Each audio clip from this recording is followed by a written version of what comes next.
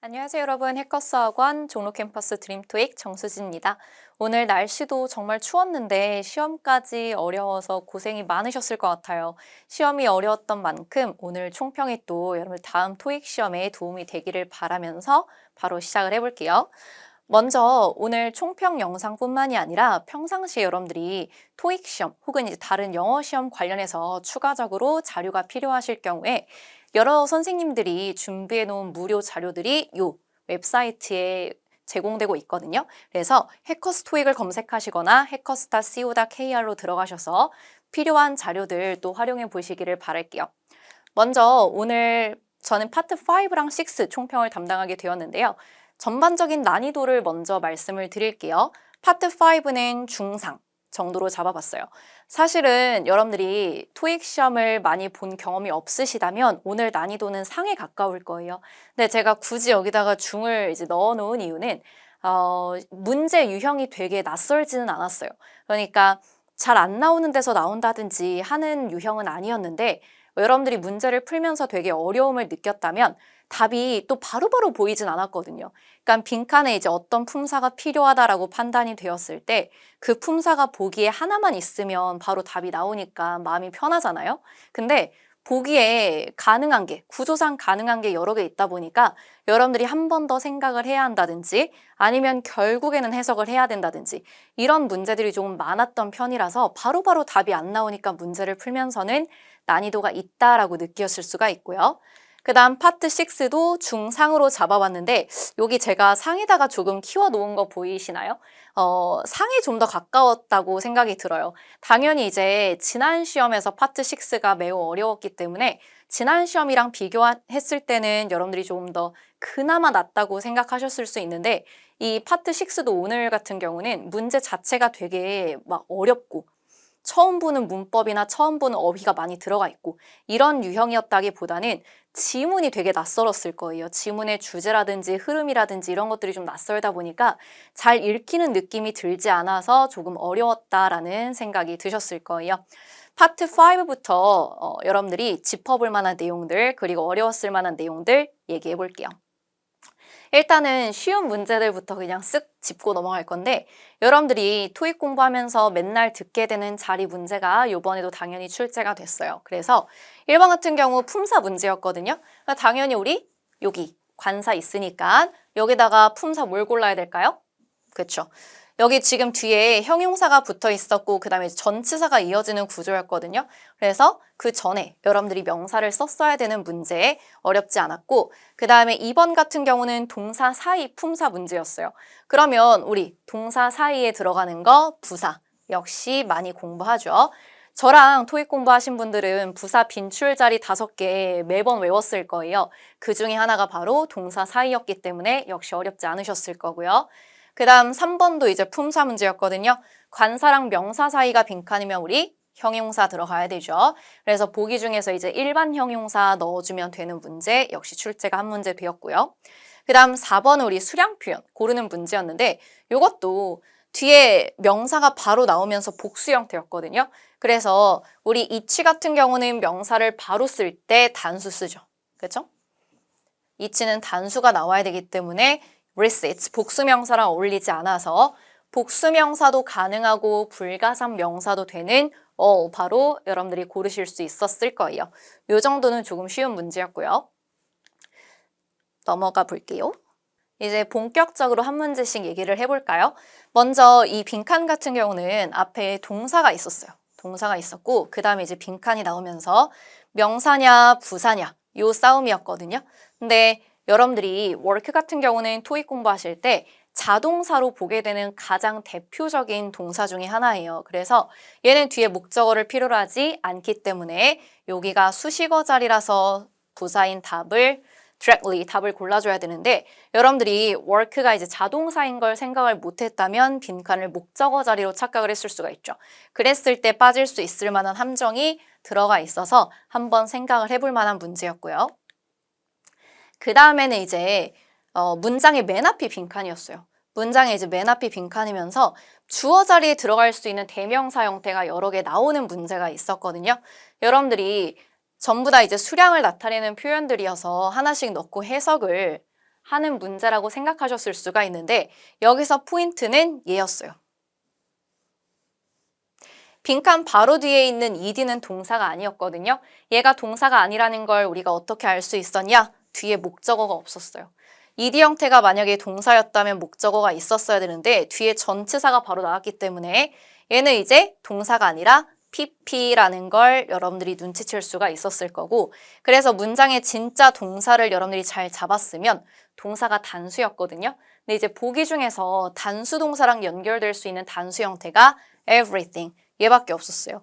우리 some 같은 경우는 복수 형태로 쓰게 되겠죠. 그래서 답을 B로 골랐어야 되고, 여러분들이 이제 700점 정도의 난이도로 보게 되는 쉬운 수일치 문제랑 빈칸이 반대여서 바로 답을 고르기가 살짝 어려웠을 수가 있어요. 우리가 보통은 주어를 보고 동사를 맞힌단 말이에요. 여기에 이제 everything 있을 때 이 자리가 빈칸인 거죠. is 쓸래, are 쓸래? 이런 게 이제 우리가 주로 연습하는 쉬운 수일치 문제였는데 가끔 이렇게 동사를 주고 그 다음에 주어를 잘 맞힐 수 있는지, 이 동사의 포커스가 잘 갈 수 있는지를 물어보는 문제도 출제가 되기 때문에 여러분들이 문법 문제를 풀 때나 독해를 할 때나 영어 문장에서 중심은 언제나 동사라는 거 잊지 마시고 요 동사를 잘 찾아주시는 연습을 했다면 요 문제도 좀 쉽게 넘어가실 수는 있었을 거예요. 그 다음 문제 같은 경우는 비동사 뒤가 빈칸이었어요. 얘는 어차피 우리 부사니까 무시할 수 있겠죠. 그럼 비동사 뒤에 여러분들이 보어 자리라고 생각을 해서 형용사를 생각을 해보실 수가 있었을 거거든요. 근데 이 문제 같은 경우는 빈칸에다가 형용사를 넣으면 안 되는 게 뒤에 명사가 또 있었어요. 그래서 여기다가 형용사를 넣어버리게 되면 이 뒤에 있는 명사를 꾸미게 되거든요. 근데 considerate 같은 경우는 우리 무슨 뜻이죠?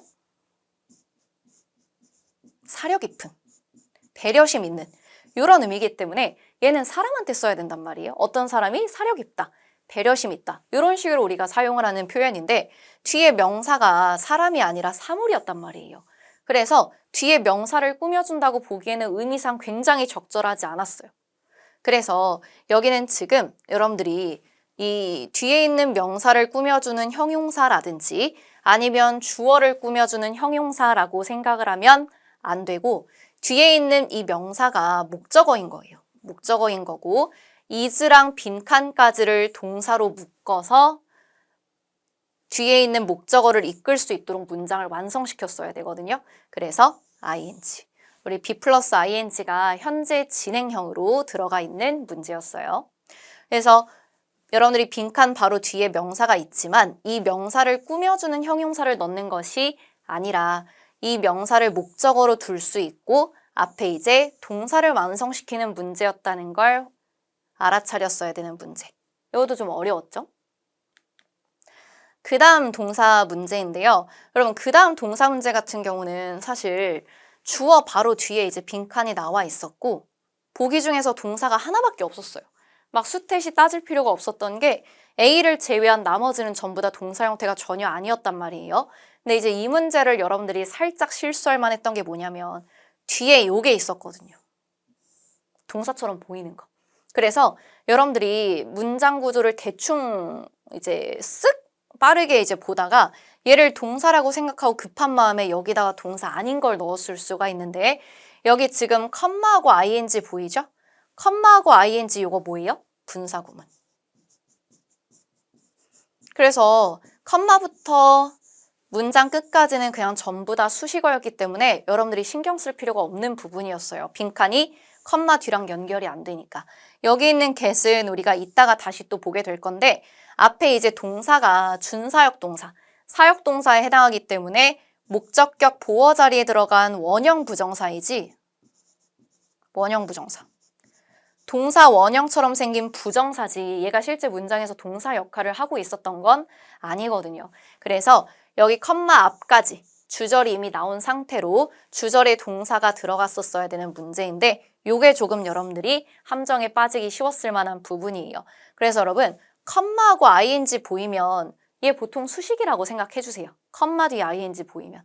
만약에 컴마 뒤에 이 ing가 수식이 아니려면 얘가 동명사 주어여야 되거든요. 그러면 앞을 수식으로 날려야 되는데 앞이 수식이라기에는 뭐 여기에 전치사가 들어가 있던 것도 아니고 수식어절을 이끌 수 있는 부사절 접속사가 있던 것도 아니고, 그쵸? 뭐 투부정사라든지 ing 구조의 수식어 모양이 아니라 그냥 이거 일반 명사였단 말이에요. 그러면 일반 명사가 문장의 맨 앞에 나와 있으면 얘는 당연히 그냥 주어 취급해야 돼요. 그래서 컴마 뒤에 ing는 보통 수식일 때가 많다라는 거 기억을 해주시면 되고요. 그 다음은 이제 명사 앞에 빈칸인 문제였어요. 우리 명사 앞이 빈칸이면 형용사가 답일 때가 많죠. 오늘도 형용사가 답이었는데 다만 이제 보기에 또 형용사가 하나만 있었으면 문제가 쉬운 문제인데 이렇게 현재 분사 형태가 또 있었거든요. 그래서 여러분들이 이건 공부를 아예 안 하시는 분들은 안 헷갈려요. 그냥 형용사 고르면 되니까. 근데 공부를 이제 조금 하신 분들이 얘도 일반 형용사니까 형용사 역할을 할 수 있고 얘도 ing가 형용사 역할을 할 수 있으니까 둘 다 형용사네, 해석을 해봐야 되네, 이런 생각을 이제 가지시면서 오히려 헷갈렸을 수가 있어요. 여러분 우리 ing 형태의 분사 형태는 기본적으로 수식받는 명사가 행동을 해야 돼요. 그러니까 여기 지금 B가 형용사로 들어가려면 아이템스가 홍보를 해야 된단 말이에요. 제품이 홍보하는 주체일 순 없겠죠. 홍보가 되어지는 대상인 거지 홍보하는 주체일 순 없기 때문에 여러분들이 ing가 아니라 그냥 홍보의라는 의미로 일반 형용사를 골랐으면 되는 문제이고, 여러분 사실 이 프로모셔널이라는 형용사는 토익 시험에서도 굉장히 많이 쓰이는 형용사거든요.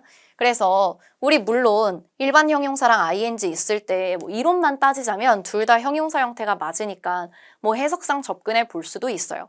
그런데 여러분들이 토익 공부를 조금 많이 하시게 되면 토익 시험에서 자주 나오는 표현이 익숙해질 거고, 그러면 보기 중에서 답일 확률이 높은 게 더 빨리 보이면서 시간이 단축될 수 있거든요.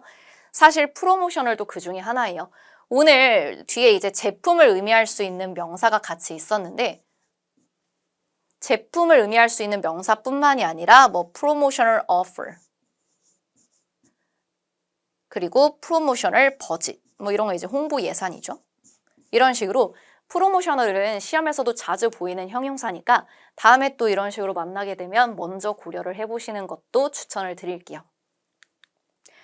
자, 그 다음은 전치사 해석 문제였어요. 제가 수업 시간에 토익 시험에서 굉장히 많이 나오는 뜻이 뭐뭐 때문에, 뭐뭐에도 불구하고 요거 두 개는 정말 빈출이다라는 얘기를 많이 하는데 오늘 시험에서도 보기에 이제 같이 나와 있었거든요. 나머지 보기들은 전치사가 아니었기 때문에 여러분들이 그냥 지워주시면 되고 because of랑 despite는 둘 다 뒤에 명사를 연결할 수 있는 전치사여서 해석이 좀 들어갔었어야 되는 문제예요. 그래서 여기 지금 보면 제한된 접근, 고등교육에 대한 제한된 접근 때문에 접근에도 불구하고 dropout은 중퇴를 얘기하거든요. 학교 그만두는 거. 그러니까 dropout rate 하면 중퇴율이겠죠. 그러니까 massive, 거대한, 큰 중퇴율이 있다라는 건 제한된 접근에도 불구하고 보다는 제한된 접근 때문에 라고 여러분들이 해석을 해주시는 게 좋겠죠. 이번 시험뿐만 아니라 앞으로의 시험에서도 뭐뭐 때문에 뭐뭐에도 불구하고는 이렇게 보기에 자주 보일 거기 때문에 혹시 오늘 모르셨으면 꼭 외워두실 필요가 있어요. 그 다음 볼게요. 요게 진짜 말이 많았던 문제예요. 왜냐하면 관사, 명사 사이니까 우리가 형용사 형태 넣을 수 있죠. 그쵸? 그리고 형용사로 굉장히 이제 매력적으로 보이는 ed 형태가 있었단 말이에요. 근데 여기는 여러분들이 ed 형태를 넣었으면 해석상 말이 안 돼요. 그러니까 교체된 부품이라고 이제 말이 되어버리는데 여러분들이 문장을 해석을 해보셨으면 아직 부품을 교체한 게 아니었거든요. 여기도 지금 물론 제가 문장을 살짝 바꿔놓기는 했지만 뜻이 자동차가 정비공한테 이제 가져가 줘야 된다는 얘기잖아요. 왜냐면 우리가 아직 구매하지 않았거든. 그러면 어떤 부품을 구매하지 않았는지를 얘기를 해줘야 되는데 replace를 넣게 되면 이미 교체가 된 느낌을 주거든요. 그래서 문장의 의미상 굉장히 적절하진 않고 이 replacement part가 역시 시험에서 여러분들이 토익 시험에서 자주 볼 수 있는 어휘 표현 중에 하나예요. 그냥 교체품, 교체 용품, 이런 식으로 우리가 쓸 수 있는 표현이라서 여기도 해석상 이미 교체된 이라는 느낌을 주는 것보다는 교체품을 의미할 수 있도록 복합명사를 만드는 게 더 적절했는데 이걸 구조상 고르기는 좀 힘들어서 오늘 까다로운 문제 중에 하나로 준비를 해봤어요. 그 다음에는 이제 우리 역시 시험에서 매번 나온다고 얘기했던 접전부 구분하는 문제. 이 접속사, 전치사, 부사 구분 문제는 시험에서 적으면 한 문제, 많으면 진짜 한 시험에 4문제도 출제가 되곤 하니까 이 품사 구분을 여러분들이 시험 전에 확실히 해야 된다라고 제가 수업 중에 엄청 강조를 하는데요. 오늘도 한 문제 출제가 됐어요. 오늘 문제 같은 경우는 그렇게 어렵지는 않았던 게 여러분들이 문장 구조를 보시면 앞에 이미 절이 나온 상태에서 빈칸 뒤에 절이 또 나오게 되거든요. 동사를 연결할 수 있는 건 우리 접속사, 전치사, 부사 중에 접속사가 하는 역할이죠. 절과 절을 연결하는 건 접속사가 할 건데 보기 중에서 접속사가 얘밖에 없었어요. 나머지는 전부 다 부사였기 때문에 여러분들이 절을 연결하는 게 필요하다라고 생각했으면 답은 쉽게 나왔을 건데 다만 이런 애들 있잖아요. 여러분들이 이런 애들을 부사가 아니라 접속사라고 좀 착각을 하실 때가 있어요. 그래서 우리 수업 시간에 특히 이제 기본반 이상부터는 접속부사라는 거 공부할 거예요. 뭐 meanwhile 뿐만이 아니라 otherwise, therefore 이런 것들 우리가 이제 파트 6에서 연결어로 많이 보는 표현들인데 품사를 따지면 부사이지 접속사가 아니라는 것만 확실하게 기억을 해두시면 될 것 같아요. 여러분 반갑습니다. 해커스학원 강릉 캠퍼스에서 토익 8.7을 강의하고 있는 심동혁입니다. 더 많은 토익 시험 자료와 강의는 hackers.co.kr을 보시기 바랍니다. 자, 지금부터 2025년 2월 23일 정기토익 8.7 총평을 시작하겠습니다. 자, 오늘 8.7 난이도는요, 중상에서 어떻게 보면 상까지 볼 수 있을 정도로 헷갈리는 그런 보기가 나왔습니다. 지문 자체보다는 선택지에서 나오는 보기가 또 헷갈렸는데요. 일단 보겠습니다. 일단 지문 길이는 평이했어요. 그리고 문장 길이, 그리고 좀 약간 긴 편이었고요. 문장 구조는 적당했습니다. 그리고 기사문이 2개 나왔죠. 한 개는 article이고요. 다른 한 개는 press release, 언론 보도 자료였습니다. 그리고 연계 문제 유형 중에서 쪼개지는 거, 이게 3개나 나왔네요. 여기 거. 그 조건 걸린 혜택, 뭐 잘 나오죠. 그리고 또 있습니다. 이게 지문 2개에서 동일 항목이 나올 때는요, 그 항목 중에 변경되는 내용이 뭔지 찾아야 되거든요. 여기 나왔어요. 그렇죠? 뭐 시간은 뭐 이렇게 어렵진 않은데 시간을 잡아먹는 그런 문제거든요. 대비하시면 빨리 풀어낼 수 있습니다. 자, 보겠습니다. 이제 문제수 단일 지문 10개, 역시 마찬가지로 2222, 333, 444. 첫 지문은 2개로 시작했고 마지막 지문은 4개로 마무리되는 그런 단일 지문이었습니다. 자, 어휘 난이도 중상이었고요. 지문 길이 적당했고, 그리고 문장 구조 길이 보통이었습니다. 뭐 난이도 한 중상급 좀 될 것 같아요. 자, 근데 연계 지문에서 어휘 난이도가 좀 올라갔습니다. 이게 내연기관 자동차 있잖아요. combustion engine. 이런 게 딱 나오면서 좀 헷갈리지 않았을까. 내연기관 자동차를 전기 자동차로 이렇게 변경시키는 키트, 뭐 그런 거 있죠. 그런 게 좀 헷갈리지 않았을까. 그리고 표가 많았습니다. 표가 많았지만 이게 난이도가 좀 있었어요. 그리고 문장 길이 및 구조, 상까지 올라갈 수 있는 정도로, 그러니까 선택지를 정확하게 해석해야 되는 그런 표현이 있었고요. 마지막으로 연계집 난이도 중상이었습니다. 자, 보겠습니다. 먼저 동의어부터 정리하겠습니다. 일단 appreciate. 자, appreciate 할 때 praise가 이게 price예요. price. 뭐예요?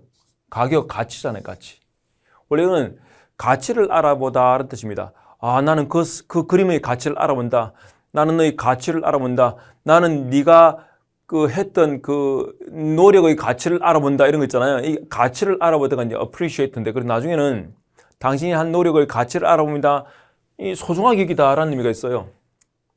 value죠. 가치를 높게 평가하다. 이런 의미가 있고, 두 번째, 가치를 다 알아보는 거니까 이해하는 거죠. 뭐 잘못이네. understand, 이해하다 의미가 있어요. 이해하다. 됐죠? 세 번째, 감사하다. 난 당신 도움에 대한 가치를 알아봅니다. 도움에 대해 감사한다. 이런 의미가 발전하고요. 네 번째가 이제 가치가 오르다. 가격이니까 가격이 오르다. 가치가 오르다라는 의미가 있는데, 자, 일단 문장 보겠습니다. 별로 어렵지는 않습니다. We truly appreciate the craftsmanship. 뭐야? 기술인가요? 솜씨? 네, 솜씨 하시죠. 솜씨. 솜씨 또는 장인 정신 뭐 이런 건데요. 이 손으로 만든 가구의 솜씨를 appreciate 합니다. 이 솜씨 가치를 높게 평가하다. 이런 의미거든요. 소중하게 생각합니다. 이 value. 됐죠? 이렇게 생각하시면 돼요. 감사하다. 솜씨를 감사합니다. 이상하잖아요. 그죠? 남은 일은 말이 안 되고요. 자, 그 다음.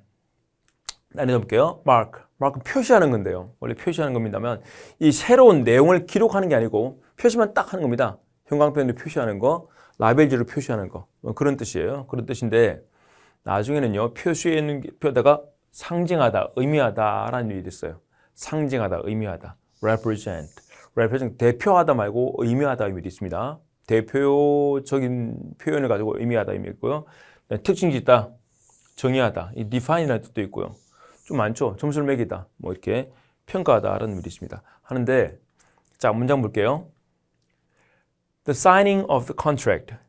계약의 서명이죠. 계약서에 서명하는 것은 mark our entry. 우리 회사가 들어간다. 유럽 시장으로 들어가는 것을 마크합니다. 의미합니다. 라는 의미가 나오면 좋겠죠. 이제 의미하다가 이거예요. 기록하다가 아닙니다. 그죠? 표시합니다. 라는 뜻이지. 기록하다. 기록에 남긴다. 라는 뜻은 아닙니다. 그죠? 답은 A가 되고요. 자, 주요 민호 한번 정리해 볼게요. 자, 설문조사가 있습니다. This survey was targeted at our employees. 이렇게 나왔다면 무슨 뜻일까요? 1분일까 2분일까? 직원들에게 설문조사 질문이 된 걸까요? 아니면 결과 분석이 직원들에게 제공된 걸까요? 아시겠죠? 헷갈리게 나오더라고요. 신경 써야 됩니다. 이 S이 뭐 공격하는 점인데 여기서는 뭐 우리 직원들을 목표로 합니다. 직원들에게 설문지 돌리는 겁니다. 그런 의미고요. 그 다음 보세요. 폰 플랜. 이게 플랜이 뜻이 뭘까요? 계획이죠. 계획인데 이게 뭐 해석을 어떻게 할까요? 전화 계획. 자, 전화기 개통하러 대리점 가면요. 요금제를 가입해야 되죠. 가입하는데 이게 우리가 요금제를 만드는 게 아니고 이미 계획을 다 씌워놨어요. 이렇게 다 씌워놨거든요. 이런 건 폰 플랜이랍니다. 폰 플랜. 그리고 해석을 어떻게 하죠? 전화, 요금제 상품 뭐 이렇게 해석해야 되겠죠.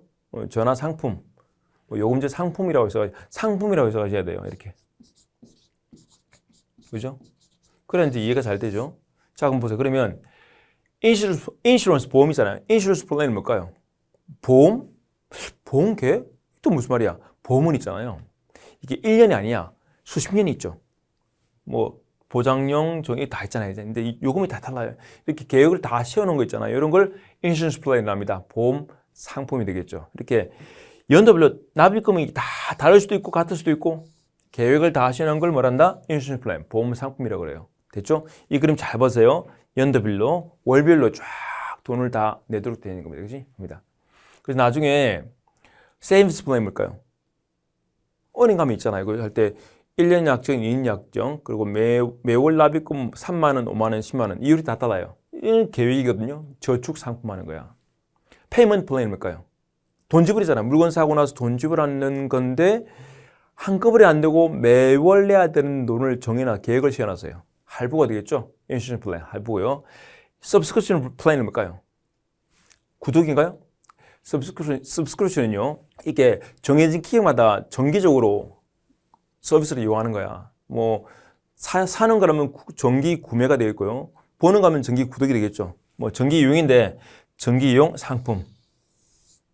매월 뭐 이렇게 몇 개씩 주문하게 되는 거 있잖아요. 정해진 거. 그런 걸 서브스크립션 플랜이라고 합니다. 됐죠? 자, 그래서 전화 상품, 보험 상품, 저축 상품.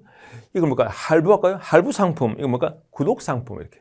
그렇게 생각하면 되겠습니다.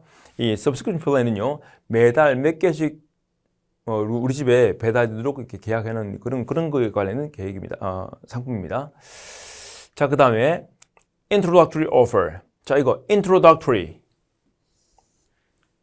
이 introductory가 원래 처음 들어오는 입문자 이런 뜻이거든요. 가게에서 신규 고객한테 어떤 혜택 같은 걸 주잖아요. 신규 고객한테 주는 혜택을 introductory offer합니다. 보통 할인 같은 걸 많이 해주죠. 됐죠? introductory offer 그런 뜻이고요. 그다음에 또 이 표현 볼까요?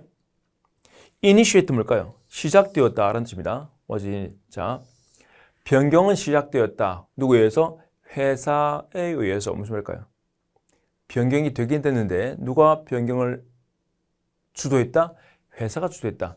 회사가 변경을 했다. 뭐 두 개 나왔네요. 변경을 했다. 알겠죠? 고객이 변경이 아니고 회사가 변경했다라는 의미가 됩니다. 자, 알아두고요. 자, 이제 오늘 연계지문 볼게요. 연계지문의 기본적인 패턴은 비슷한데 오늘 특이한 게 요거. 지문 두 개에서 첫 번째 지문에 나오는 항목과 두 번째 지문에 나오는 항목이 똑같은 게 있습니다. 그때는요, 서로 항목 중에 변경되는 내용을 빨리 찾아야 돼요. 자, 이게 뭔지 한번 보여주겠습니다. 볼게요. 자, 이런 질문 한번 볼게요. 자, 이게 메일부터 쓰는 거니까 이 포털 사이트고요. 회사 이름 아닌데 이거는 회사 이름이죠. 트래블 에이전시, 여행사 같아요. 자, 여행사의 에마 러서닌 씨가 캐서린 레이놀즈에게 보낸 건데 3월 9일 날 여행 예약 확정인가요? 확정이네요. 확정 번호가 이렇게 되어 있습니다. 그치? 자, 저희 트래블 에이전시를 선택해 주셔서 감사합니다. 우리는 참 기쁘게 당신의 예약을 확인해 드립니다. 다가오는 투어를 위해서. 자, 이게 투어 예약 확정입니다. 확정인데 볼까요? Departure time. 출발 시간이죠. 출발 시간 나와 있고요. 자, 이게 다 포진 하나 되는데 한번 볼게요. Pick up location. 자, 이게 손님을 데려가는 거 있잖아요. 장소가 있고요. 목적지는 이제 QS네요. 플로리다고요. 교통편은 transportation 교통편이에요. 교통편은 이제 버스네요. 트랜스 타임일까요? 버스 이동 시간입니다. 이동 시간은 대략 6시간 걸린대요. 교통에 따라 달라지면 대략 6시간입니다. 자, 당신이 $300에 지금 지불한 것은요. 자, 처리되었습니다. 그리고 남은 잔액은 지불되어야 됩니다. 8월 5일 날. 다음 볼게요. 변경 또는 취소는요. 적어도 출발 한 달 전에 되어지는 변경 취소는 뭘 처리한다? 10% 요금을 처리합니다. 그 디파짓, 요 $300의 10%, $30죠. $30를 처리합니다. 반면에 those made later, 그 이후에 되어진 변경사항들은요. 그 이후에 되어진 변경사항은 뭘까요? 이게 출발 시간보다 한 달 전, 8월 5일 이전에 되어진 변경 취소는 $30. 8월 5일 이후에 되어진 변경사항은 뭘 받는다? 30% 비용을 받는다겠죠. 어디에서? 전체의 지금의 30%니까 얼마일까요? 300면 $90겠죠. 이렇게 하면 되겠습니다. 자, 근데 보니까 쪼개진 거 맞나요? 8월 5일 이전에 취소하거나 변경하면 $30, 8월 5일 이후에 취소하거나 변경하면 $90. 쪼개진 거죠. 그럼 쪼개졌으니까 골라보세요. 라는 문제 나올 수 있겠죠. 자, 끝난 게 아니고 그 다음 볼게요. 출발 날짜에 탑승은 시작합니다. 오전 8시 반에 please 도착해주세요. 적어도 30분 전에 일찍. 그리고 신분증하고 당신은 예약 확정인가요? 확정 번호를 준비해 주십시오. 확인을 위해서 그렇습니다. 자, 이런 거 중요할까요? 중요하겠죠. 어쨌든 나올 만한 문제가 요거 쪼개진 거고요. 준비하는 거 이거 있죠. 요거. 근데 항 뒤에 있습니다. 뭐냐면 항목인데 이 항목을 왜 중요하냐면 항목이 그대로 나와요. 그럼 이 항목 중에 변경되는 걸 빨리 찾아야 되거든. 일단 볼게요. 역시 그 여행사의 에마 러슨 씨가 그 고객한테 다시 한번 편지를 쓴 건데 개정된 투어 예약 확정이에요. 변경되는가 수정되는가 봐. 그러니까 왜? 우리가 최근에 대화한 대로에서 뭐뭐대로입니다. 최근에 대화한 대로 어제 언제? 8월 11일 날 대화했던 거야. 그 한 대로 우리는 당신의 예약을 업데이트했습니다. as requested. 뜻이 뭘까요? as 다음에 주어가 없죠. 주어가 없으니 pp거든요. 요청한 걸까요? 요청받은 걸까요? 요청받은 거예요. 그래서 우리는 당신의 예약을 업데이트했습니다. 요청받은 대로. 그럼 요청은 누가 했을까? 고객이 요청했겠죠. 당신에게 요청받은 대로 업데이트 했다. 아래는 개정된 세부사항입니다. 했는데 볼까요? 출발 시간 아까 있었고 고객대를 가는 위치 있었고 목적 바뀌었네요. 그다음에 대중교통의 교통수단이요. 이렇게 버스에서 밴을 바꿨네요. 그리고 밴 이동 시간 있습니다. 했는데 자 문제 볼게요. 뭐가 사실이죠? 변경사항에 대해서 예약 일정에 있어서의 변경사항에 대해서 레이놀 예약. 자 변경됐잖아요, 그죠? 두 번 질문이니까 있는데 여행사에 의해서 변경이 시작되었나요? 아까 어떻게 됐어요? 여행사는 요청받은 대로 업데이트 해준 거잖아. 변경 누가 한 거야? 고객이 변경한 거니까 요건 안 되고 그다음에 기대치 못한 travel condition 이게 뭘까요? 여행 조건, 여행 상황 뭘까요? 기상 조건이라든지 도로 상황 그리고 외부적인 상황을 말하는 겁니다. 그런 것 때문에 야기됐다. 그건 아니죠. 고객이 바꿔달라 해서 바꾼 거죠. 그죠? 그다음에 그것은 $90의 페널티 피를 초래할 것이다. 이거 같아요. 왜 그럴까? 볼게요. 아까 우리 쪼개졌잖아요. 총 300억 달러 예치금을 지불했는데 그죠? 적어도 한 달 전, 출발 시간보다 적어도 한 달 전, 아까 언제죠? 8월 5일까지였죠. 8월 5일 이전에 취소하면 10%니까 원래 $10였어요. $30죠. $30. 근데 그 이후에 취소된 취소 금액은요. 취소는 뭐 받는다? 30%, 뭐의 30%가 똑같겠죠. 그러니까 총 $300, 30%는 $90겠죠. 근데 보니까 이 사람 변경을 언제 취소해서 8월 10일 날 쓰면서 8월 11일 날 변경한 게 맞죠, 그죠? 그러니까 8월 5일 이전에 우회 변경했으니까 $90 벌금을 받겠죠, 그죠? 그래서 답은 C 되겠습니다. 점수 잡는 해커스.